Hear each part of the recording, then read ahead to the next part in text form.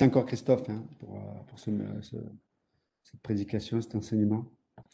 Et nous allons regarder Matthieu chapitre 6, s'il vous plaît. Alors, c'est un passage parmi tant d'autres, mais une des expressions qui revient le plus souvent dans la bouche de Jésus. Euh, et, euh, et qui nous concerne tous. Alors, c'est des expressions, c'est une expression qui revient de façon diverse et variée, mais c'est l'expression qui revient le plus dans la bouche de Jésus dans le Nouveau Testament. Et donc, on va lire donc, le verset 25, Matthieu 6. C'est pourquoi je vous dis, ne vous inquiétez pas pour votre vie de ce que vous mangerez, ni pour votre corps, de quoi vous serez vêtus. La vie n'est-elle pas plus que la nourriture, le corps plus que le vêtement? Regardez les oiseaux du ciel, ils ne sèment ni ne moissonnent, ils n'amassent rien dans des greniers, votre Père céleste les nourrit. Ne valez-vous pas beaucoup plus qu'eux? Qui de vous, par ses inquiétudes, peut ajouter une coudée à la durée de sa vie? Et pourquoi vous inquiétez au sujet du vêtement? Considérez comment croissent les lys des champs. Ils ne travaillent ni ne filent. Cependant, je vous le dis que Salomon même, dans toute sa gloire, n'a pas été vêtu comme l'un d'eux. Si Dieu revêt ainsi l'herbe des champs, qui existe aujourd'hui et qui demain sera jetée au four, ne vous vêtira-t-il pas à plus forte raison, gens de peu de foi? Ne vous inquiétez donc point et ne dites pas que mangerons-nous, que boirons-nous, de quoi serons-nous vêtus, car toutes ces choses, ce sont les païens qui les recherchent. Votre Père céleste sait que vous en avez besoin. Cherchez premièrement le royaume et la justice de Dieu, et toutes ces choses vous seront données par-dessus tout. Ne vous inquiétez donc pas du lendemain, car le lendemain aura soin de lui-même. À chaque jour suffit sa peine. Donc c'est un passage que l'on connaît bien, évidemment. Mais ne serait-ce que dans ce passage, on pourrait compter le nombre de fois où Jésus fait une injonction de ne pas s'inquiéter. Et, et ce soir, on va essayer de voir ensemble cette injonction de Jésus et de voir de façon pratique qu'est-ce que ça pourrait signifier pour nous. Mais c'est quand même intéressant de voir que donc c'est l'expression qui revient le plus souvent de la part de Jésus. Et c'est pas au hasard. C'est que Dieu sait que euh, l'une des plus grandes batailles dans le cœur de l'être humain, c'est cette lutte vis-à-vis de l'avenir, de demain. Et, cette bataille se traduit intérieurement par la crainte ou l'inquiétude. On pourra en parler, mais non, mais c'est intéressant en tout cas de considérer que très souvent Jésus, c'est presque à la fin, il utilise tellement souvent cette expression que on a l'impression que c'est presque une salutation, quoi. Tellement qu'il doit sans cesse encourager notamment ses disciples à ne pas avoir peur, à ne pas s'inquiéter. Et donc voilà. Donc c'est vraiment un terrain dans la vie d'un être humain qui peut facilement nous submerger, qui facilement peut déterminer nos décisions, qui peut malheureusement surtout, et comme Jésus le dit dans le passage qu'on vient de le lire, en tout cas, qui peut refléter cette, en tout cas, cette impossibilité à nos yeux de faire confiance à Dieu. On appelle ça l'incrédulité ou manque de foi, comme dit Jésus. En tout cas, il y a un lien entre cette expression naturelle qui est dans l'ADN de l'être humain. euh, et qui, pour autant, ne manque pas de la provision de Dieu, parce que, comme je viens de le dire, Jésus, sans cesse, nous rappelle de ne pas s'inquiéter, de ne pas s'inquiéter. Et euh, pourquoi Jésus nous en parle? C'est que tout d'abord, on comprend que la crainte est un état d'esprit. Il peut y avoir un état d'esprit de crainte. La crainte ou l'anxiété, on verra l'angoisse aussi, mais on peut voir que c'est un état d'esprit. Et même certaines craintes peuvent se transformer en phobie, hein. C'est que, et la phobie, nous savons que c'est une crainte qui paralyse. Mais en tout cas, on peut considérer que toutes ces craintes sont reliées d'une façon ou d'une autre avec la relation avec Dieu, ou le manque de relation avec Dieu. Et, euh, et bien sûr, on comprend aussi dans ce passage que Jésus n'est pas en train de dire que nous devrions être insouciants et pas prendre nos responsabilités. C'est pas le sujet en vérité. Mais il est en train de nous dire que on peut prendre nos responsabilités et pouvoir dans la sphère qui est le besoin d'un point de vue naturel, non pas motivé par la crainte, mais en étant confiant dans les promesses de Dieu. Entre parenthèses, Jésus s'adresse bien sûr à une foule, hein.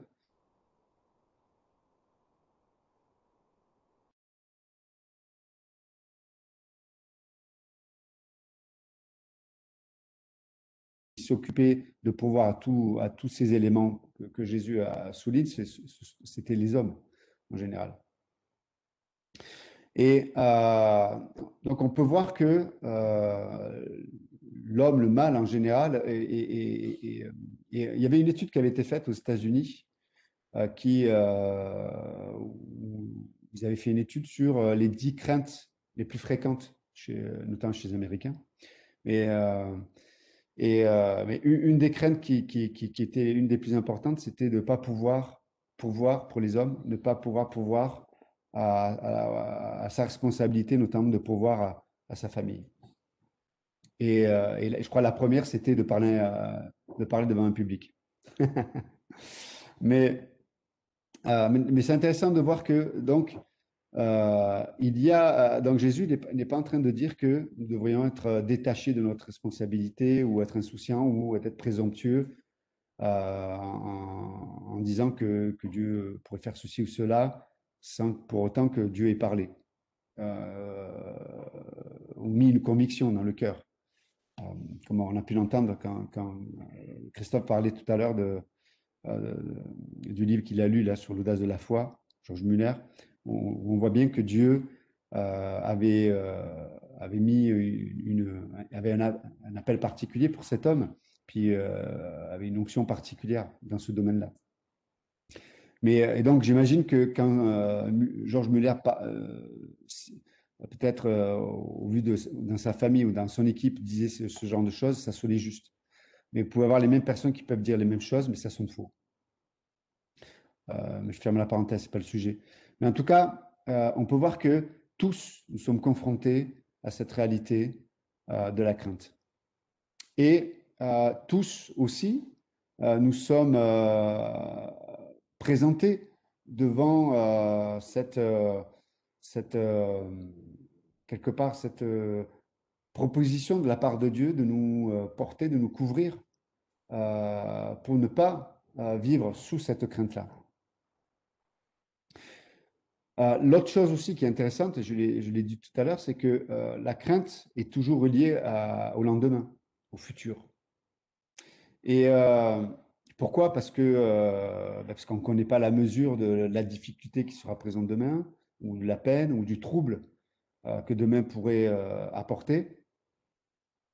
Et très souvent, par crainte de la crainte de ce qu'on pourrait vivre le lendemain, on essaie de se placer dans une condition où on essaie d'anticiper intérieurement, dans notre imagerie intérieure, dans notre pensée, dans nos pensées, on essaie d'anticiper les éventuels problèmes qui pourraient survenir demain, les éventuels problèmes peut-être qu'on a pu observer, des souffrances que d'autres ont vues ou ont vécues.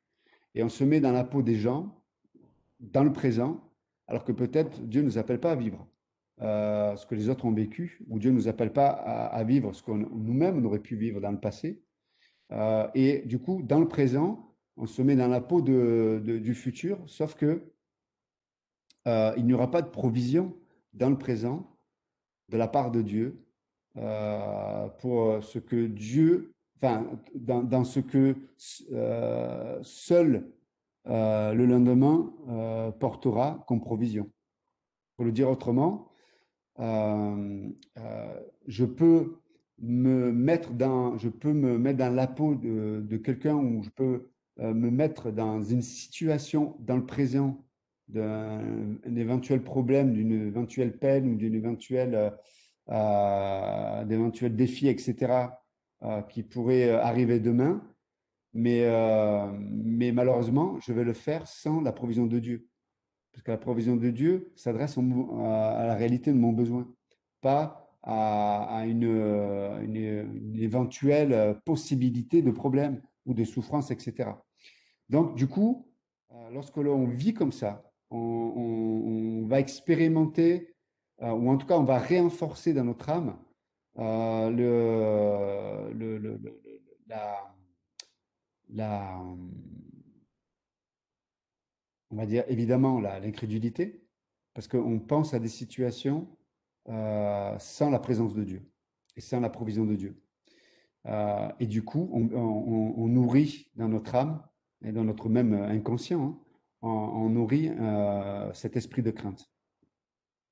Et encore une fois, comme je l'ai dit tout à l'heure, c'est une crainte peut nous amener à être paralysés dans notre vie. Certaines personnes ne prennent pas certaines décisions ou prennent certaines décisions motivées par la crainte et non pas motivées par la foi.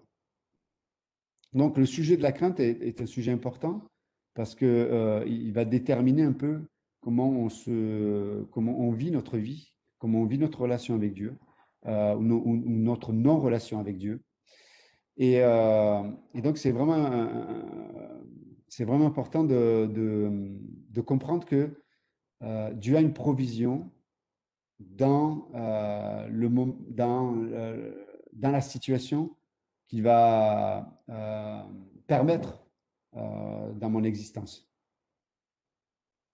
Donc c'est important de considérer ces choses-là. Et après, je dirais, il y a plusieurs formes de crainte aussi. Il y a, on va dire, des craintes qui sont spécifiques. Je l'ai dit tout à l'heure, des phobies.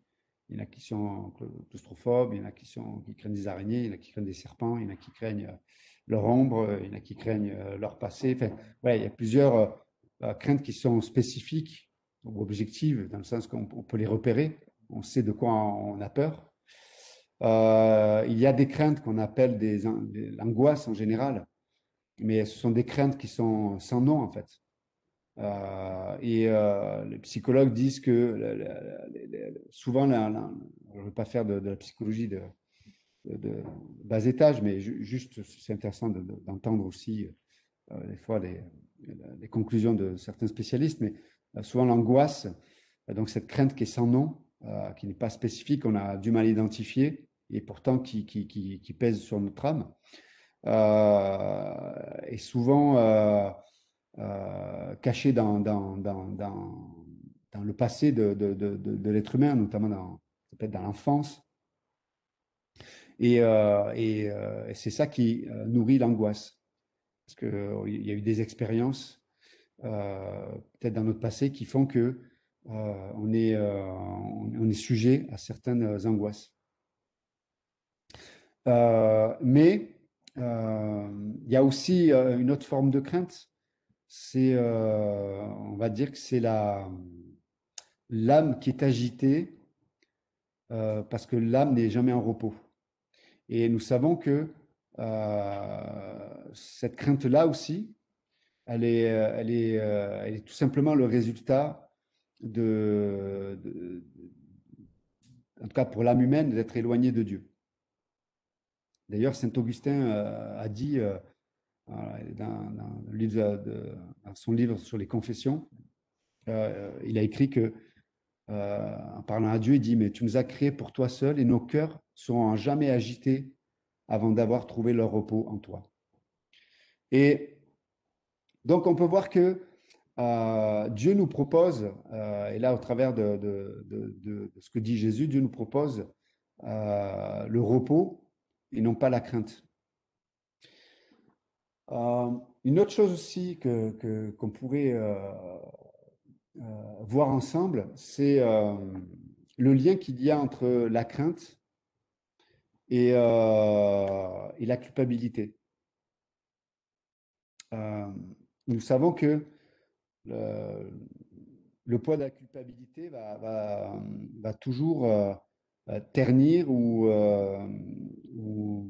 avoir un impact important dans notre identité. Et, euh, et on sait que si on règle le problème de la culpabilité, euh, on règle ce qui pèse dans nos mains et qui empêche qu'on ait la paix. Parce que le repos et la paix sont étroitement liés. Donc, quand Jésus nous propose sa paix, quand Jésus sa paix en nous disant ne craignez pas, c'est que ça implique le remède qu'il nous propose pour expérimenter la paix et le repos de notre âme. D'accord? Et, et c'est pour ça que je dis que les différentes formes de crainte euh, trouvent souvent leur terreau dans notamment la culpabilité. Entre parenthèses, nous savons aussi que c'est pour ça que c'est une des armes principales du diable. C'est pour ça que le diable utilise l'accusation. Parce que l'accusation, c'est, on va dire, c'est le moyen du diable de tourmenter la conscience d'une personne. Hein, l'accusation, c'est ce qui est fait que l'âme est tourmentée. Et l'accusation prend son terreau dans la culpabilité. Parce que nous savons que nous sommes, euh, nous sommes encore dans ce corps de mort, nous péchons encore. Il y a, chacun d'entre nous, il y a des squelettes dans les placards. C'est vrai. Et les deux personnes qui connaissent l'emplacement de ces squelettes dans les placards, c'est Dieu, mais le diable aussi.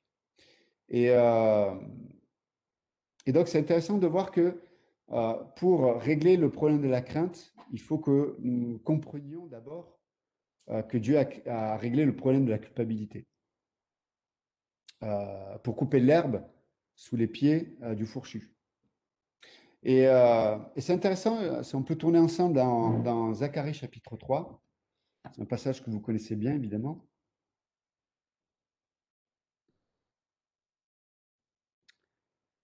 Zacharie chapitre 3. Donc, dans le verset 1, on va lire le verset 1. Donc, le contexte, c'est le souverain sacrificateur. Donc, ça veut dire que c'est la plus haute autorité à l'époque hein, des Juifs, mais en tout cas, c'était la plus haute autorité spirituelle. C'est-à-dire, il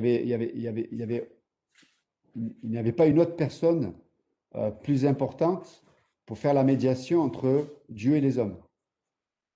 D'accord?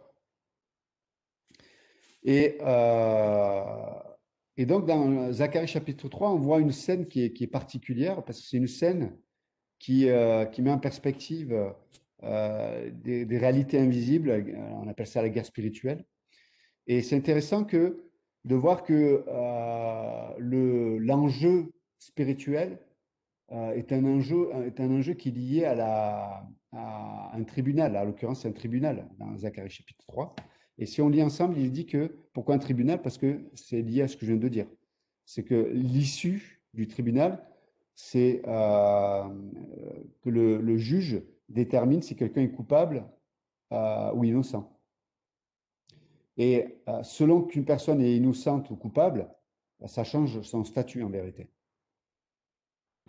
Et ça change son statut, ça veut dire cette personne, si elle est trouvée innocente, elle est, elle est,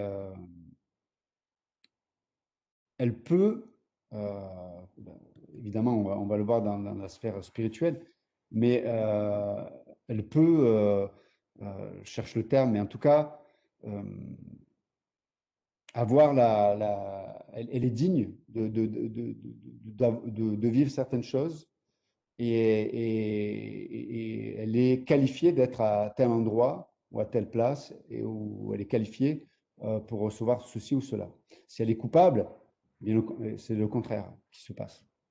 Donc, dans Zacharie chapitre 3, donc on peut lire ensemble, il dit que il me fit voir Josué, le souverain sacrificateur, debout devant l'ange de l'Éternel. Hein, c'est un peu la même scène d'un Job 1 aussi.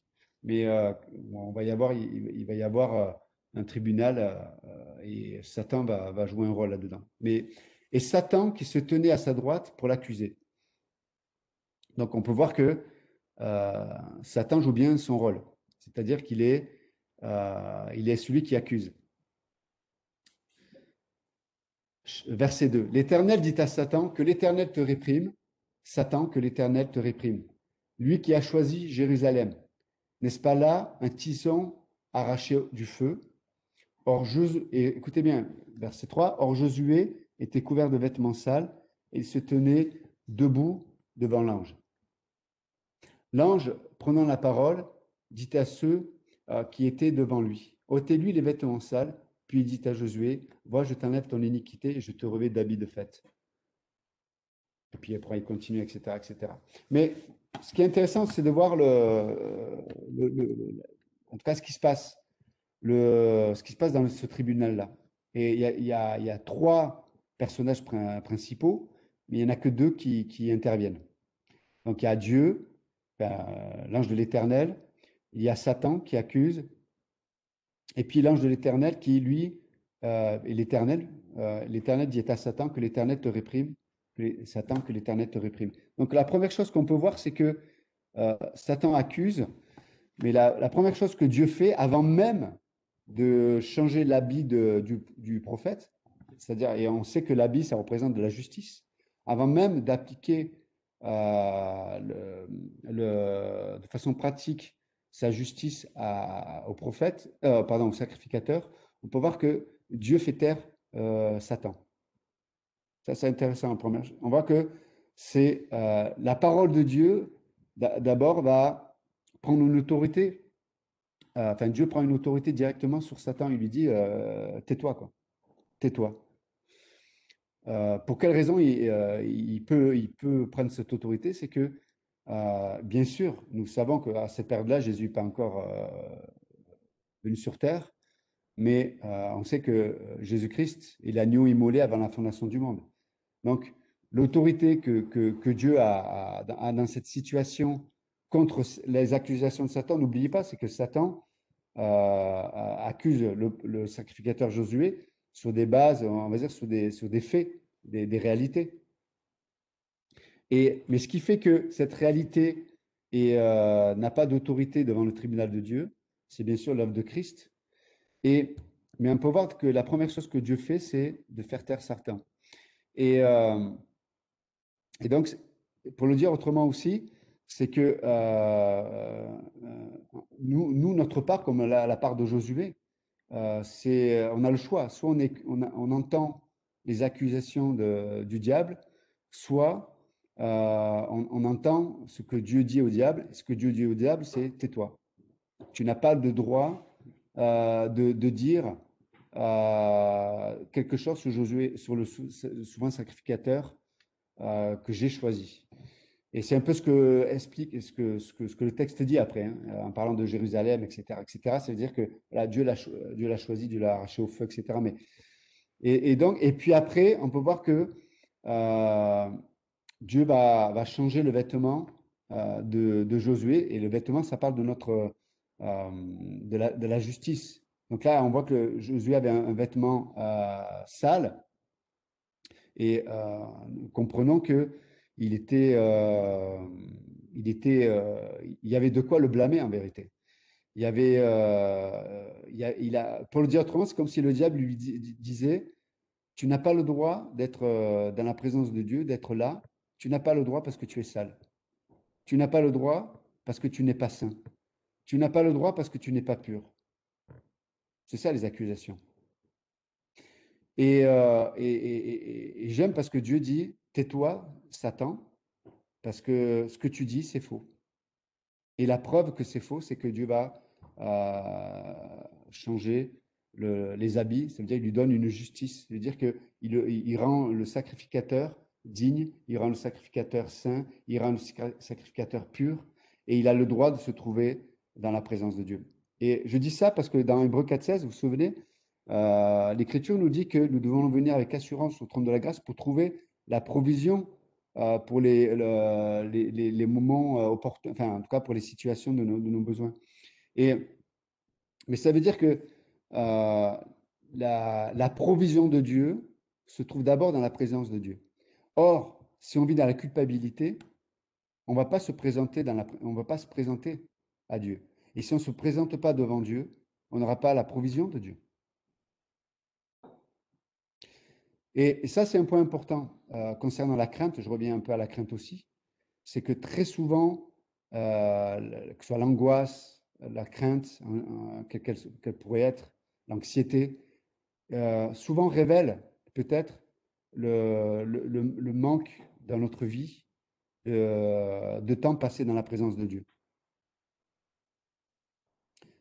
Et c'est pour ça que nous devons avoir nous devons comprendre que concernant la culpabilité, en tout cas concernant ce qui pourrait nous disqualifier de la présence de Dieu, Dieu s'en est occupé. Et c'est pour ça qu'on doit faire taire les voix du mensonge, on doit faire taire les voix de l'accusation, parce que tant qu'elles arrivent à pêcher les poissons, tant que le diable arrive à nous maintenir dans une forme d'accusation, nous allons vivre dans une forme de culpabilité qui va nous empêcher d'avoir cette liberté de passer du temps dans la présence de Dieu. Ou alors, des fois, on va s'approcher, en tout cas, on peut avoir, on va passer notre temps à, à essayer d'être acceptable devant Dieu, au lieu de passer du temps d'être au lieu de passer du temps dans ce que Dieu dit de nous, ce que Dieu a fait de nous, et de passer du temps dans la provision que Dieu voudrait nous donner pour les situations de notre existence. Alors, vous pourriez me poser la question, ouais, mais pasteur, quelle est la différence entre les accusations du diable dans Zacharie, chapitre 3 et l'œuvre du Saint-Esprit qui nous convainc aussi de pécher? Parce que, bien sûr que, j'ai dit tout à l'heure, on pêche encore, évidemment, mais il y a des choses que Dieu veut traiter aussi. Et le rôle du Saint-Esprit, c'est de nous convaincre. Je veux dire que la différence majeure, c'est que quand le Saint-Esprit nous convainc, il y a toujours cet esprit de je suis avec toi, je suis pour toi. Quand Dieu fait cette œuvre de conviction dans tel ou tel domaine de nos vies, c'est pas de l'accusation, mais c'est une conviction. En tout cas, Dieu nous convainc peut-être d'un péché. Et peut-être que cette conviction va passer par la culpabilité aussi. Parce que, comme Paul dit, des fois, il y a une tristesse qui est à salut. Mais même au sein de cette culpabilité, mais qui est issue de l'œuvre d'une conviction du Saint-Esprit, nous sommes portés par le fait que nous savons que Dieu est pour nous. Or, quand c'est le diable qui nous accuse, l'accusation a toujours pour but de nous séparer de Dieu, nous éloigner de Dieu. Et la différence aussi, c'est que l'accusation que le diable utilise, n'oublie pas, donc c'est ce qui tourmente notre conscience, a pour but de, de nous amener à s'identifier soi-même dans notre identité à notre péché et au rejet que produit le péché. Or, quand c'est une conviction qui vient du Saint-Esprit, le Saint-Esprit qui nous convainc est là pour nous amener à la solution de Dieu, qui est soit la repentance, la confession des péchés, mais en tout cas nous approcher de Dieu. Parce que je vais confesser mes péchés à qui? Au plafond? À mon chat? À mon chien? À mon voisin? Non. Je confesse mes péchés ou je me repens, et c'est devant Dieu, devant la personne de Dieu. Donc je ne peux pas le faire si je je ne sais pas que je peux m'approcher de lui. Donc il y a une différence majeure. Et donc ce point-là est important parce que, comme je disais tout à l'heure, la culpabilité, le fait de se sentir impur, de ne pas être, ouais, de pas être à la place de pas être à la place qu'on devrait avoir, etc., fait qu'on ne peut pas avoir le repos dans notre âme. On ne peut pas expérimenter la paix dans notre âme. Et là où il n'y a pas la paix, le repos, euh, mais, tout simplement, je ne peux pas vivre dans la sphère de la foi qui prend soin de mes craintes. Et c'est pour ça que, encore une fois, ce que je viens de dire, je pense que c'est un sujet important. Des fois, on ne les relie pas, mais ils sont profondément liés. Et, euh, euh, et donc, c'est pour ça que Jésus nous parle souvent de ça, de la crainte et de la foi. Et nous savons que lorsqu'on considère, notamment par exemple l'épître aux Romains, il est parlé de la justification par la foi. Et on comprend que la justification, donc le fait que Dieu me trouve juste, que Dieu me trouve sans tâche à cause de l'œuvre de Christ, et donc digne de pouvoir être dans la présence de Dieu, d'être aimé, etc., etc., prend soin, du coup, de tout ce qu'on est en train de dire. Donc, euh, et regardez comment les craintes, elles peuvent avoir un impact important, pardon. C'est que, par exemple, la crainte qui est liée, encore une fois, à cette culpabilité non résolue, nous amène sur le terrain de l'incrédulité, comme je l'ai dit tout à l'heure, parce que la foi, c'est pas juste un concept. La foi, c'est une substance, comme le dit Hébreux chapitre 11, une substance qui, donc quand je dis une substance, c'est-à-dire c'est quelque chose qui est vrai et qui nous amène dans la réalité de l'existence de Dieu, de la présence de Dieu, de l'œuvre de Dieu. Mais regardez, à contrario, lorsqu'on n'est pas dans la foi, donc dans l'incrédulité, et puis qui peut être nourrie par la crainte et la culpabilité, tout ce que j'ai dit tout à l'heure, c'est elle nous amène à réfléchir sans la réalité de Dieu. Et donc, elle nous amène, et on peut le voir hein, avec que ce soit les philosophes existentialistes qui eux, voilà, c'est un peu les prophètes de malheur, dans le sens que si Dieu n'existe pas, il n'y a pas, il y a pas de vie après la mort, et que entre la naissance et la mort, ben, voilà, il faut se débrouiller pour trouver des moments de bonheur, mais malheureusement, on sait que ça va mal finir. Donc, vous voyez ce que je veux dire? Donc, c'est des gens qui pensent à une réalité, mais sans Dieu. De la même façon, si on pensait à la mort, mais si tu penses à la mort sans Dieu, tu vas... Et regardez juste simplement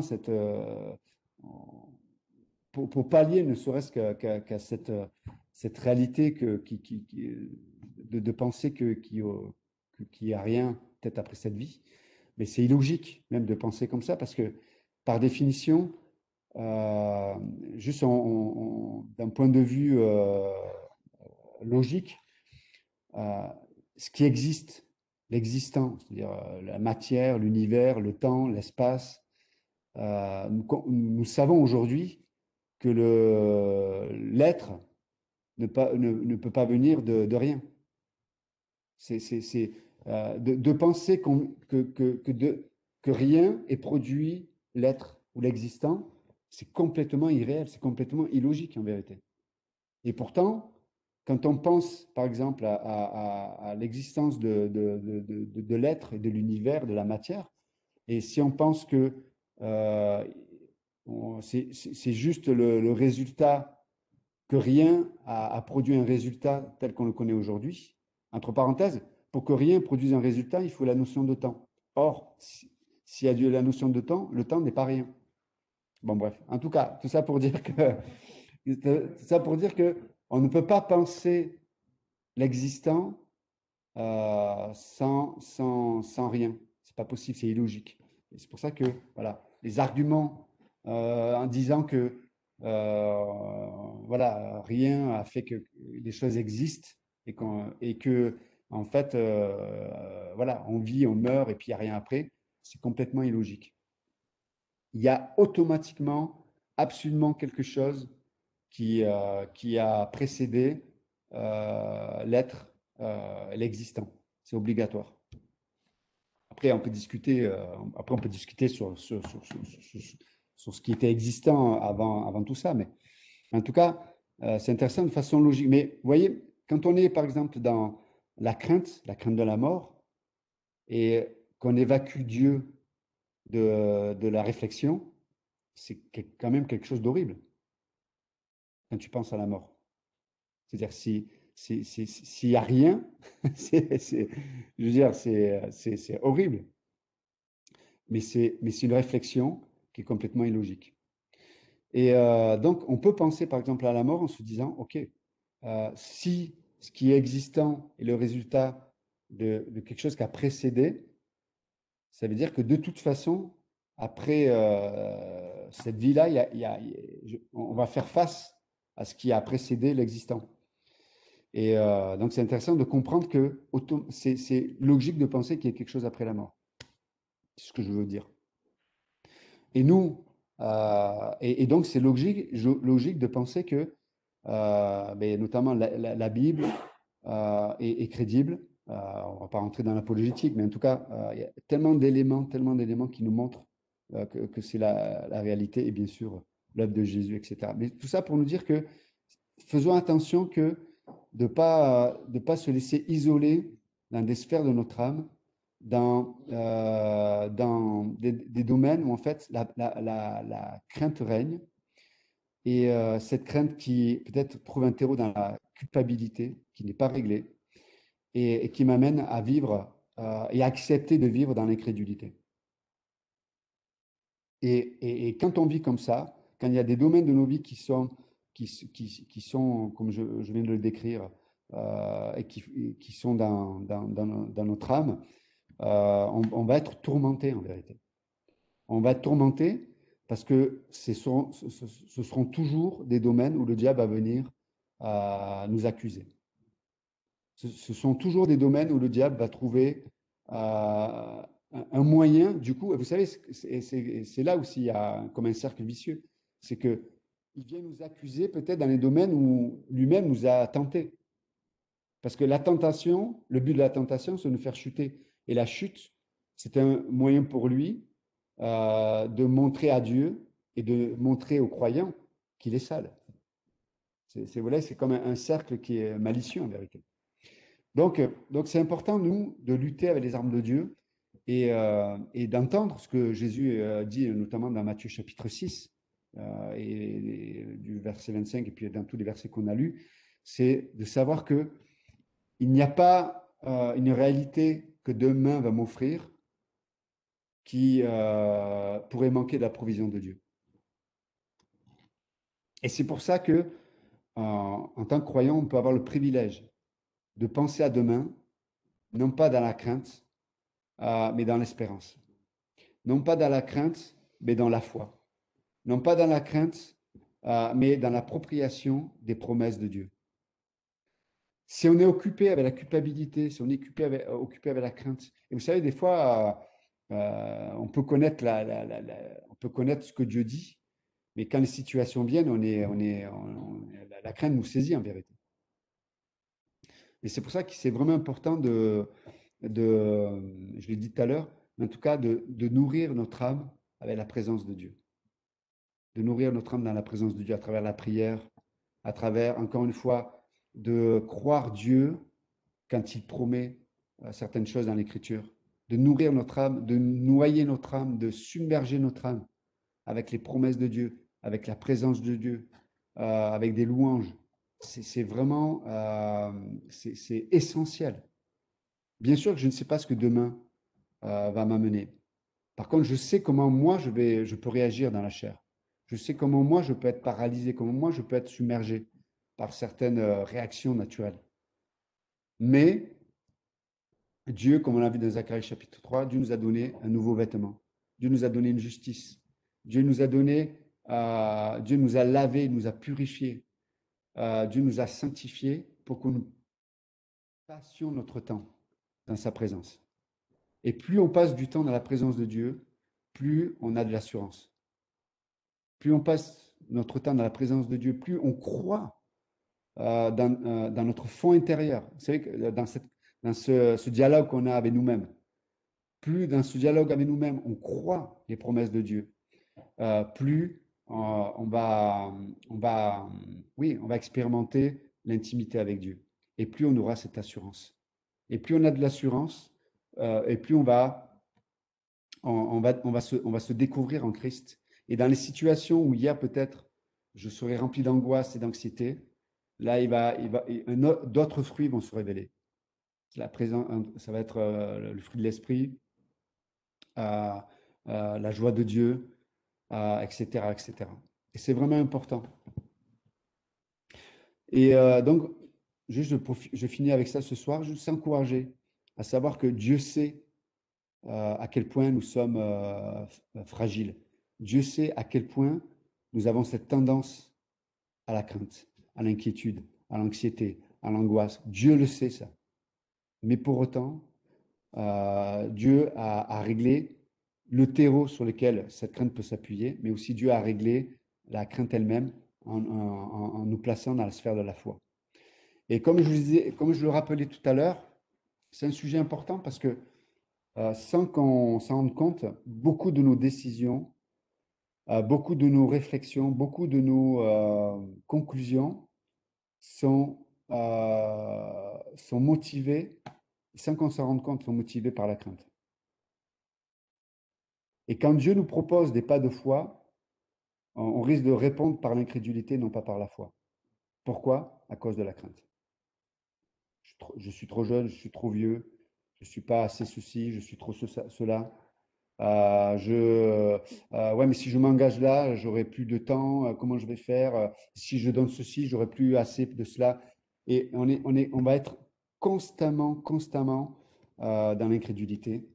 Mais en fait, l'incrédulité est que les résultats d'une crainte. Et si on regarde le peuple d'Israël, sans cesse, il s'est opposé à Dieu à cause de ses craintes. À cause de ses craintes. Et la crainte du peuple s'est toujours révélée comme des arguments. Et ces arguments, en fait, c'était juste de l'incrédulité, en vérité. Mais l'incrédulité, encore une fois, se construit sur la crainte. La crainte. Et donc, c'est vraiment, c'est pas un détail. Et c'est pour ça que le peuple d'Israël était constamment tenté, pour le coup, tenté de s'appuyer sur les idoles des peuples, des nations alentours. Parce que c'était euh, c'était moins. Ils n'avaient pas besoin de foi pour ça. Vous comprenez? Ils n'avaient pas besoin de foi pour ça. Ça entretenait leur crainte. Ça entretenait l'esprit superstitieux de l'être humain. Toutes les nations alentours avaient des idoles, mais c'était des idoles qui nourrissaient la superstition, qui nourrissaient et qui entretenaient la crainte. Et quand on vit et ces nations qui vivaient dans la crainte, c'est des nations qui vivaient dans l'esclavage de ces idoles-là. Et ça, c'est un autre point aussi. C'est que la crainte va nous, comme je l'exprimais de façon différente, mais la crainte va toujours nous amener à prendre des décisions ou avoir des réflexions, en vérité, qui sont juste le résultat d'une forme d'emprisonnement intérieur. Il y a un emprisonnement intérieur. Et donc, on revient un peu à ce que Jésus nous dit, ne crains pas, ne craignez pas, ne vous inquiétez pas du lendemain. Dieu pourvoit pour le lendemain. Dieu pourvoira pour le lendemain. Mais toi maintenant, nourris-toi de ma parole. Toi maintenant, nourris-toi de ma présence. Toi maintenant, nourris-toi de mes promesses. Toi maintenant, nourris-toi de ma volonté. Toi maintenant, nourris-toi mon temps et de ma sagesse. Toi maintenant, nourris-toi de pensées de foi. Toi maintenant, sache que j'existe. Toi maintenant, sache que j'ai payé, motivé par mon amour, pour que tu sois pur et que tu sois dans ma présence. Toi maintenant, sache que aucune accusation ne peut être justifiée devant moi te concernant. Sache-le. Et à cause de ça, ne crains pas.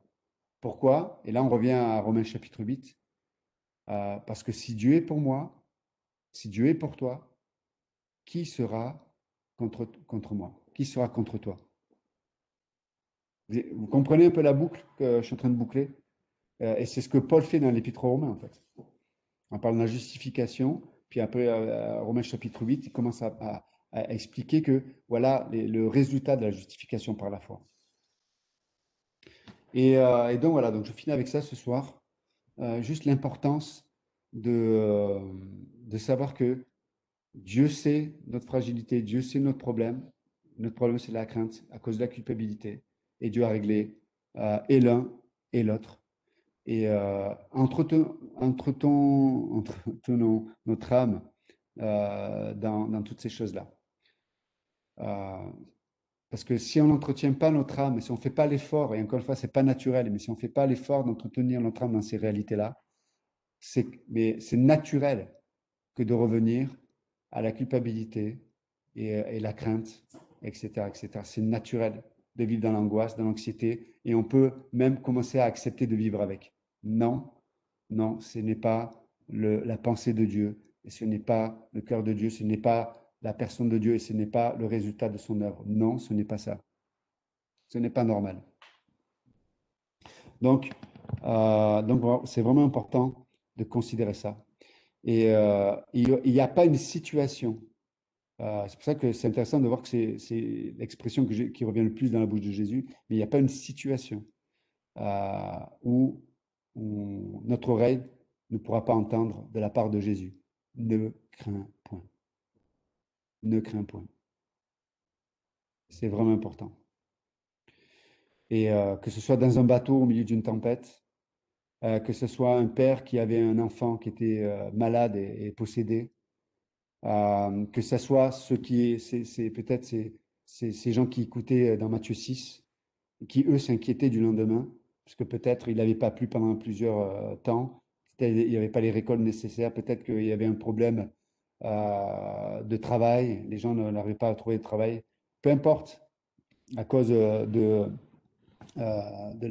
de l'oppression des Romains, mais peu importe, euh, Jésus, peu importe dans la situation où il s'est trouvé, euh, il a, il a, il a, il a fait taire la crainte à travers cette parole. Ne crains point, ne craignez pas. Donc c'est vraiment important. Amen. Ok. Je sais pas s'il y a des questions, des commentaires.